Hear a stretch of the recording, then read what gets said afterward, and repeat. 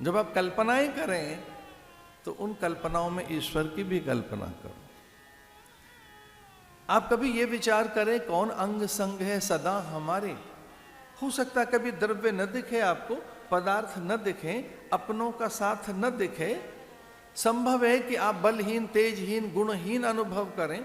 संभव है कि आप वो अनुभव न कर पाए जो आपके आसपास था, क्योंकि व्यक्ति वस्तु तो बदल जाते हैं, कई बार तो अपने ही मुंह फेर लेते हैं।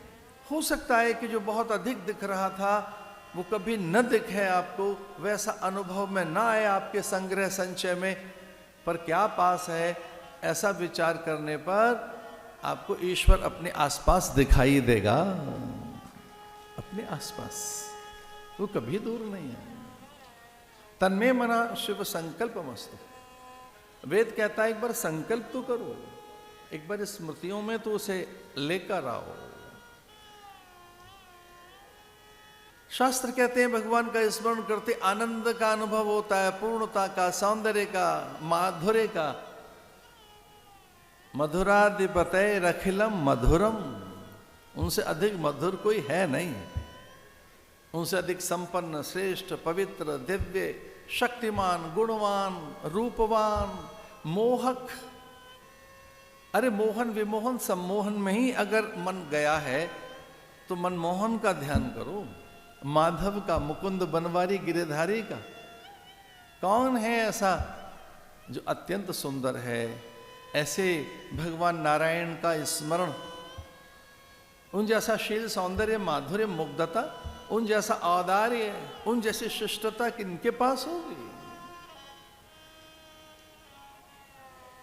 गुप्तचरों ने समाचार दिए राजा को, क्योंकि राजा तो बार बार गुप्तचरों के समाचार पाकर ही तो राजाओं के सम्मान की व्यवस्था कर रहे थे।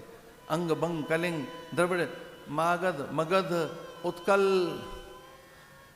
और ये कुरु पांचाल से आने वाले सभी देश देशांतर से, भिन्न भिन्न दिशाओं से राजाओं का आमंत्रण मिथिला में, कि सभी बलवान राजाओं को मैं आमंत्रित करता हूं। हमारे यहाँ के 5 सहस्त्र, पहले 500 फिर 5 सहस्त्र योद्धा इस धनुष को उठा नहीं पाए। तो मेरी प्रतिज्ञा है, राजा जनक कहते हैं, कि जो इस धनुष को उठाकर इस पर प्रत्यंचा चढ़ा देगा, डोर बांध देगा, मेरी पुत्री का विवाह उसी से होगा। तो समाचार आ रहे थे। राजा तो किसी को लेने गए ही नहीं, अपने उच्च अधिकारी, उच्च मंत्री परिषद, सचिव, अमात्य, युद्धपति, सेनापति, प्रधान सचिव, बड़े जो मान्य पुरुष थे,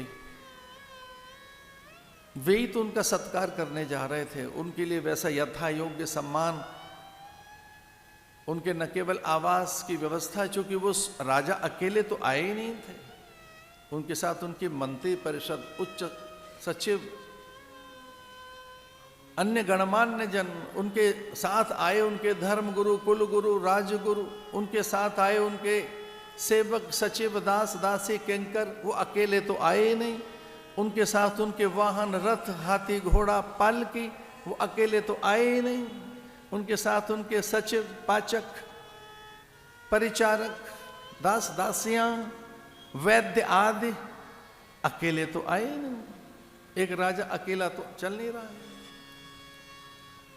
उनके साथ उनके कुल गुरु, धर्म गुरु, राजगुरु, सचिव, सेवक, अमात्य, मंत्री परिषद और उनके प्रधान सचिव, प्रधान सेनापति आदि, उनके हाथी, घोड़े, पालकियां, दास, दासियां, वैद्य, भाट, विदूषक।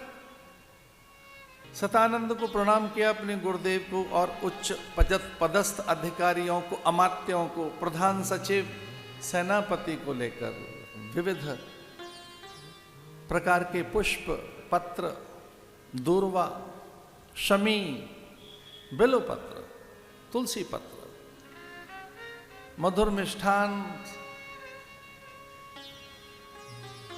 थाल में भरकर, अपने ही हाथ में थाल लेकर, नंगे पैर मस्तक से मुकुट उतार कर, विविध आभूषणों का परित्याग कर, सेवक जैसा वेश बनाकर, उपासक जैसी भावनाओं के साथ उस अमराई की ओर चल पड़े राजपथ पर नंगे पैर महाराजा जनक।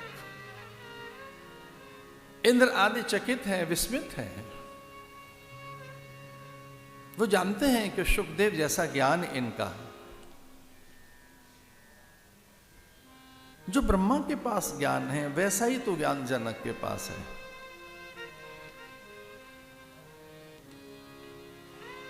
चतुरानन सदर्शम ज्ञानम,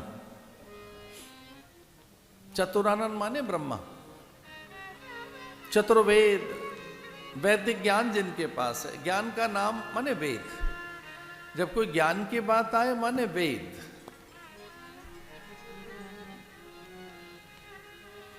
ब्रह्मा जैसा ज्ञान जिनके पास है, सुखदेव जैसी विरति वीतरागता जिनके पास है। लगता है कि वो सूर्य को प्रणाम कर रहे हैं, पर सूर्य प्रसन्न होकर उल्लसित होते हैं, प्रतीक्षा करते हैं कि जनक जब मुझे अर्घ देंगे तो वे मेरे आनंद और मोद में वृद्धि करेगा। प्रतिदिन सूर्य जिन्हें अपने नेत्रों से निहारते हैं, चंद्र जिनकी प्रतीक्षा करते हैं कि संध्या के समय आकाश में ये टकटकी लगाकर कब हमको देखेंगे। संपूर्ण नक्षत्र तारागण, सूर्य चंद्र इंद्र वरुण कुबेर आदि जिनका स्मरण करना कभी नहीं भूलते, देवता जिन्हें याद रखते हैं, जो देव स्मृति में बसा हुआ है, ऐसा जनक विश्वामित्र के समाचार पाकर उस अमराई में सीमा की ओर पहुंचे। गुरुदेव को प्रणाम किया, अभी ढंग से उठ नहीं पाए। प्रणाम करके उन्हें लगा कोई और भी है, अकेले गुरुदेव नहीं है, साथ कोई और भी है। गुप्तचरों ने तो नहीं बताया था, सेवकों ने यह समाचार तो दिए ही नहीं कि कोई और भी साथ है। ये कौन है? इन्हीं विलोकत अति अनुरागा, बरवस ब्रह्म सुखी मन क्या। इन्हीं विलोकत, जो इधर खड़े हैं, गुरुदेव को प्रणाम करके ध्यान कहीं और चला गया कि ये कौन है। कोटि कोटि सूर्य सा तेज, और एक पल भर में ही उन्हें भनक लग गई ये ब्रह्म ही है, ये परमात्मा ही है।